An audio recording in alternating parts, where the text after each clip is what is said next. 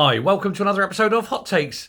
And finally, after 4.5 months, this government has at last done one decent thing. It's the first thing it's done with which I can actually agree. Wes Streeting, Health Secretary, has come out and has said that they are going to ban puberty blockers indefinitely. There are no plans to reintroduce them. There was a temporary ban put in place while they looked at the CAS report. They've looked at the CAS report and they're keeping the ban on, and it's not coming off.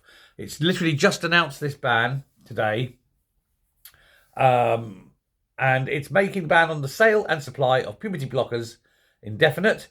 And that ban is as of today, and it will remain on the books when the temporary ban expires at the beginning of the year. So they put a temporary ban on, but that ran until the end of the year.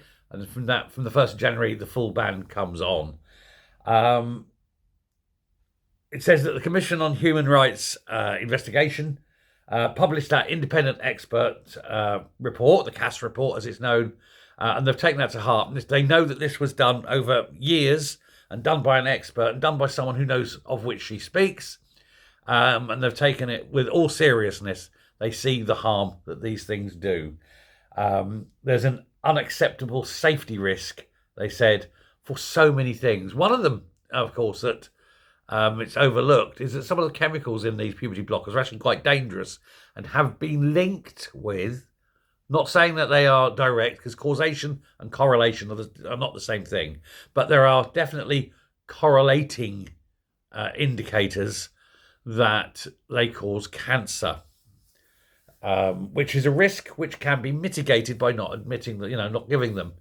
There's also psychological risks. There's the actual harm to the body, as well as then if the individual regrets it. There's a lot of regret and ruining. So the restrictions will be indefinite, and no longer will they be allowed. Now, the legislation is going to be altered today, reviewed today, and updated, but it will be reviewed again in 3 years' time. But Wes Streeting says, although we put the review line in 3 years, he says that'll be the only review at the end of the 3 years. If the review says it still needs to be banned, then that ban will be put into law as a permanent ban. It would require an act of Parliament to reverse it. So there we go. So finally, they've got one thing right. Well done. Even if by accident you think you've got to get something right now and again. And they have. Let me know what you think. Thanks very much. Goodbye.